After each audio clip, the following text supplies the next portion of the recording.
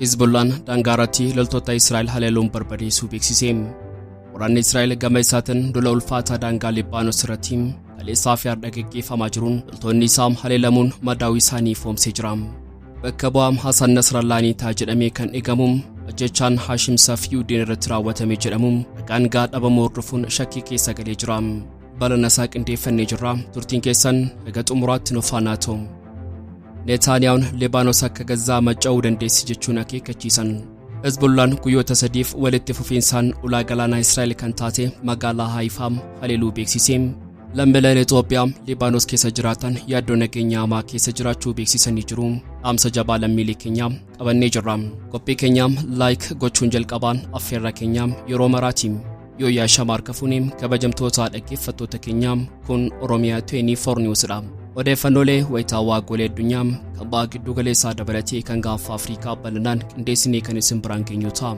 Kanneen yeroo jalqabaaf gara chaanala YouTube keenyaa dhuftan subscribe gochuun maatii keenya ta'a. Qophii keenya like share gochuun waliif qooda. Hanga xumura odeeffannoo keenyaatti turtii gaarii.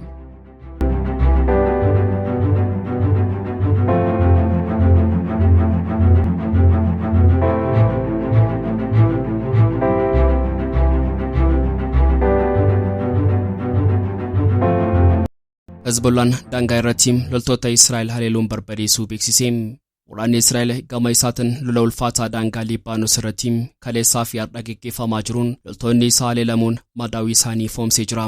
Lolli waraanaa lafoo daangaa Israa'elii fi Libaanos irratti gaggeeffamaa jiru ammaatee yeroo itti dhufee jirutti Hizbullaan loltoota Israa'el irratti haleellaa laalessaa fudhachuun foomsee jira. Guyyaa har'aa dhiyeenya daangaa Libaanos ganda Laaboonee jedhamtutti haleellaa meeshaa waraanaa gurguddaa fi rookeettiin fudhateen loltoota Israa'el barbadeessuu foomsee jira. Hizbullaan tarkaanfii ulfaataa kana kan fudhate Israa'el bakka bu'aa Hasan Nasrallaanii ta'a jechuun kan eegamu Hashim Safiyuddin ajjeefamuu hin oolle erga jettee turtii guyyaa tokko keessattidha. Kaaba Israa'elitti sagalee akeekkachiiftuu guyyaa har'aa bal'inaan dhaga'amaa turuu isaanii kan ibse waraanni Israa'el kaleessaa fi har'aa daangaa kibba Libaanositti lola waraanaa gaggeeffameen loltoonni isaa hedduun miidhamuu foomsee jira. Muummicha ministeera Israa'el Beniyaamin Netanyahuun bakka bu'aa Hasan Nasrallaanii ta'uu jedhamuun kan eegaman namoota lama ajjeesuun kaleessa kan beeksise yoo ta'u dabaluun humna Hizbullaa dadhabsiisnee jirra. Hasan Nasrallaa fi bakka buutota isaa dabalatee shororkeessitoota akkuma lakkaa'aman barbadeessinee dhabamsiisnee jirra jechuun kan dubbate Netanyahuun garuu bakka buutota Hasan Nasrallaa lama ajjeefamanii jiru kan jedhe maqaa isaaniin hin ibsine. Ministeerri waraanaa Israa'el Yo'av Gaalantiin gama isaatiin Hasan Nasrallaa bakka bu'ee Hizbullaan hooggana jedhamee tilmaamni olaanaa kan kennameef Hashim Safiyuddin ajjeefamuu hin oolle jechuun haala shakkiin kan ibse yoo ta'u Israa'el ajjeefamuu Hashim Safiyuddin irratti hanga ammaatti ragaa qabatamaa harkaa kan hin qabne ta'uu isaadha. Dubbeemaan waraanaa Israa'el Daani'el Hagariin gama isaaniitiin sibbararbeem jettileen waraanaa Israa'el yeroo biirootii Hizbullaa irratti haleellaa qilleensarraa bal'aa raawwatu Hashim Safiyuddin biiroo kana keessaa akka ture Israa'el sirriitti beekti kan jedhe yoo ta'u waa'een Safiyuddin qulqullaa'aa waan jiruuf yeroo mirkanaa'e uummataaf ifa ni goona jechuun ibsa isaa goolabee jira. Hashim Safiyuddin haleellaa qilleensarraa sana booda dirreetti ba'anii mul'atanii hin beekan. Gareen hidhattoota Hizbullaa kan qabsaa'ota Falastiin Hamaas faana hiriiranii waraana gaggeessaa jiran kun akka ba'aa giddu galeessaatti garee deeggartoota Iraan naannawaa sana jiran keessaa garee haalaan jabaataa fi balaafamaadha kan jedhamu yoo ta'u Netanyahuun ibsa isaanii keessatti Hizbullaan haala asiin dura tureen yoo ilaalle har'a dadhabee jira jedhanii jiru. Yeroo ammaa kana muddamni waraanaa naannawaa ba'aa giddu galeessaa akka bara darbee yeroo Hamaas daangaa Israa'el cabsee tarkaanfii fudhateen kan wal fakkaatu yoo ta'u Iraan ajjechaa hooggantootaa fi weerara Libaanos haaloo ba'uudhaaf misaayilaa 200 oliin Israa'eliin haleeluun ishee ni yaadatama. Haleellaa Iraan kana hordofuun Netanyahuun Iraan dogoggora ulfaataa raawwattee jirti gatii ni kaffalti jechuun isaanii ni yaadatama.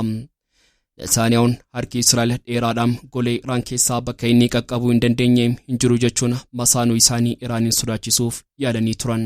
Ministeerri Hajaalaa Iraan ammoo haleellaan bu'uuraalee misoomaa Iraan irratti aggaamamu kamuu deebii ulfaataa akka hordofsiisu akeekkachiisanii jiru. Netanyahuun Libaanos akka gazzaa manca'uu dandeessi jechuun akeekkachiisaa dabarsan. Hizbullaan guyyoota sadiif walitti fufiinsaan ulaa galaanaa Israa'el kan taate magaalaa Haifaa haleeluu beeksise. Muummicha ministeera Israa'el Benjaamin Netanyahuun lammiileen Libaanos biyyi isaanii akka gazzaatti akka hin mancaane baraaruu akka qaban waamicha kan godhan yoo ta'u Muummicha ministeera Israa'el Beniyaamin Netanyahuun dhaamsa isaanii viidiyoo waraabanii qoodaniin dabarfatanii jiru. Lola lafoo ulfaataa ishee mudatee kan jiru Israa'el dabalataan kibba lixa Libaanoositti loltoota waraanaa kumaatamaan erganii adda waraanaa biraa bananii yeroo jiran kanatti dhaamsa kanaan lammiilee Libaanoosiif dabarsanii jiru. Ministeerri fayyaa Libaanos gama isaatiin ibsa guyyaa har'aa baaseen sa'aatiiwwan 24 darban kanatti haleellaa Israa'eliin lammiilee Libaanos 36 ajjeefamuu fi 150 ol immoo madaa'uu isaanii ifoomsee jira. Hezbollaan immoo guyyoota sadiif walitti fufiinsaan magaalaa qarqara galaanaa Haifaam rookeettiin haleeluun kan beekame yoo ta'u haaluma kanaan lammiileen Israa'el 12 miidhamuun isaanii ifoomee jira. Netanyahuun kaleessaa toora viidiyoon dhaamsa qoodan keessatti lammiileen Libaanos biyyi keessan akka gazaatti akka hin mancaaneef baraaruuf yeroo qabdu kan jedhan yoo ta'u hidhattoota Hezbollah of keessaa baasaatiin lolli waraanichaa haa goolabamu jedhanii jiru.